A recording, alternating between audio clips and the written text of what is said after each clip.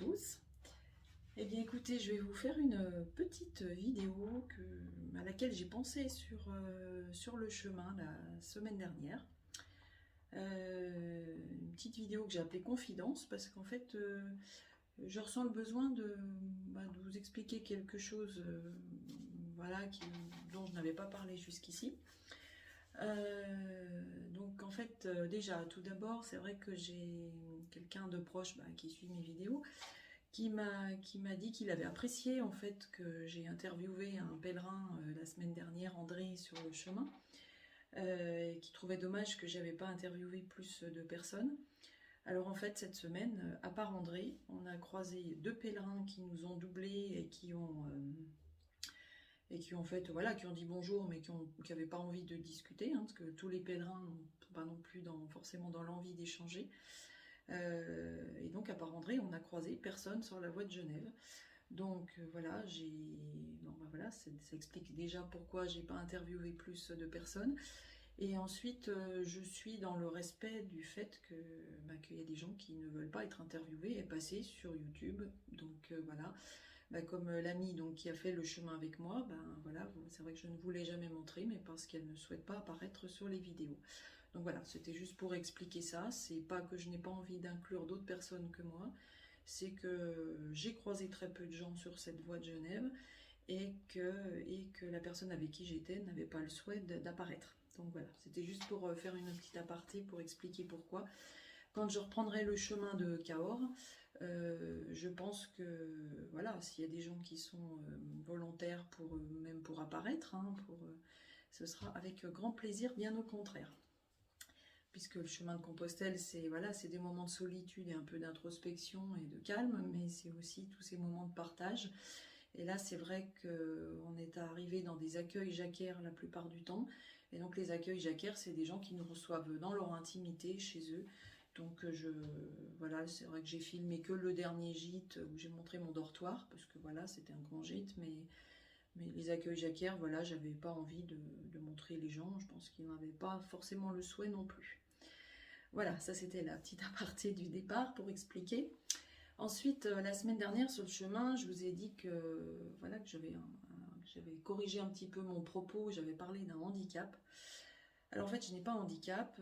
Vous devez peut-être vous demander comment j'arrive à trouver tout ce temps libre pour être allé marcher, puisque j'ai fait 2 fois ou 3 fois 2 jours, plus, enfin non, 2 fois 2 jours, et une fois 4 jours, une fois 6 jours.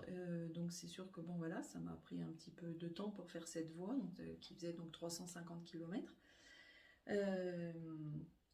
Mais en fait, c'est parce que je suis en arrêt maladie depuis mi-janvier. Pour vous expliquer un petit peu, c'est tout lié avec le professionnel.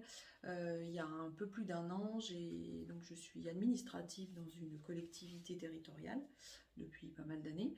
Et l'année dernière, en janvier, j'ai souhaité faire une formation d'aide-soignante parce que voilà, j'avais envie de travailler auprès des gens. J'aime beaucoup le public de la personne âgée et c'était un domaine dans lequel j'avais envie de travailler. Et j'ai décidé de me faire une reconversion professionnelle. J'aurais pu faire aussi le diplôme d'infirmière, mais voilà, bon, je vais bientôt avoir 49 ans et j'avais pas envie de me relancer dans des études pendant 3 ans. Donc du coup, j'ai choisi plutôt d'être aide-soignante puisque la formation dure 11 mois. Donc j'ai postulé, j'ai été retenue à l'école, j'ai commencé l'école fin août. Et donc tout se passait très bien, j'ai réussi les premiers examens sans souci, j'ai fait mon premier stage dans une maison de retraite. Et puis au mois de décembre, en fait, j'ai eu une confirmation, voilà, c'était un petit peu en suspens, d'une fibromyalgie. Donc je ne sais pas si vous savez ce que c'est. Je ne vais pas rentrer dans les détails, le but de la chaîne n'est pas des données médicales, mais j'avoue qu'au départ, quand j'ai voulu faire la chaîne, j'avais un petit peu envie de laisser un message par rapport à ça. Donc la fibromyalgie, on va dire que les symptômes les plus importants sont une grosse fatigue qui est quasiment permanente et des douleurs articulaires, musculaires, des troubles de sommeil. Voilà, enfin c'est assez divers, c'est en tout cas une maladie qui est très fatigante. Du coup, ce diagnostic m'a permis de comprendre plein de choses que je vivais déjà depuis quelques années. Mais du coup, quand j'ai commencé mon stage là en janvier dernier, je me suis retrouvée dans un stage où j'avais beaucoup de manutention, où je piétinais énormément, où il fallait que je porte beaucoup les gens. Et du coup, ben, ça m'a un petit peu posé question sur l'orientation que j'étais en train de prendre. Et du coup, j'ai eu un gros coup de fatigue au début de ce deuxième stage. J'ai vu mon médecin, j'ai déjà eu une semaine d'arrêt et donc j'ai pris rendez-vous avec mes formatrices et donc j'ai expliqué tout ça. Et en fait, on est tombé d'accord qu'en effet, il valait mieux que j'arrête cette formation parce que ce métier allait être compliqué pour moi. A priori, ben, comme j'ai fait des études, je vais être en retraite assez tard, je pense pas à 65 ans. Et voilà, je pense que c'est un métier que j'aurais eu du mal à assumer jusqu'au bout. Donc j'ai arrêté avec regret parce que c'était quelque chose qui me tenait à cœur depuis plus d'un an et demi. Et voilà, donc du coup ça a été un arrêt de travail et donc là je suis en attente de réintégration dans ma collectivité.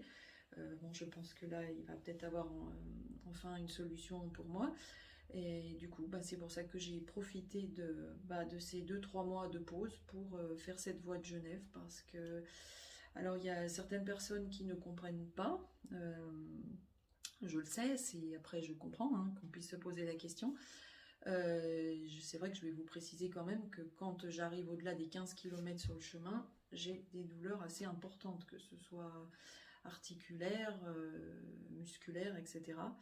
Mais en fait, le chemin me porte vraiment. Donc, la semaine dernière, si vous avez vu la vidéo, le jour où j'ai fait 28 km, je peux vous assurer que j'ai eu très mal jusqu'à minuit, 1h du matin, dans les jambes, dans les pieds, des douleurs très importantes.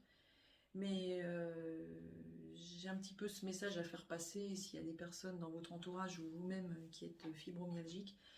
En fait, plus je suis en mouvement et mieux c'est. Alors, je pousse certainement les choses un peu trop loin. C'est vrai que quand je fais 20-25 km, c'est certainement trop. Mais voilà, après, pour avancer sur le chemin, je ne peux pas non plus faire que 5 km par jour. Sinon, il faut que je prenne un an sabbatique pour le finir. Mais par contre, le lendemain matin, je retrouve l'énergie pour repartir. Et c'était un petit peu ce message-là. Voilà, je vous parle pas de cette fibromyalgie pour être dans la plainte, ni dans le... Je veux ni faire pitié, ni quoi que ce soit. C'est simplement pour dire qu'en fait, même quand on a cette maladie-là, quand c'est possible, il faut vraiment essayer de bouger. Et le fait d'être en contact avec la nature, d'avoir des relations avec d'autres pèlerins, de discuter. Alors ça, vous pouvez le vivre bien sûr sur d'autres chemins, en randonnée, il n'y a pas que Compostelle. Mais en tout cas, je voulais faire passer ce message qu'en tout cas, tout cela ne m'empêche pas d'apprécier énormément le chemin. Je dirais même, je l'apprécie encore plus. Et je profite de chaque instant parce que voilà, même s'il y a des douleurs, il y a tellement de bonheur à côté de marcher que voilà, ça passe au-dessus. Donc voilà, je voulais vous partager ça. Je trouvais que c'était important. Je ne m'étais pas forcément livrée jusque-là. Donc voilà, j'espère que ça ne vous dérange pas en fait que j'ai exprimé ça. Mais je tenais à vous l'expliquer en tout cas.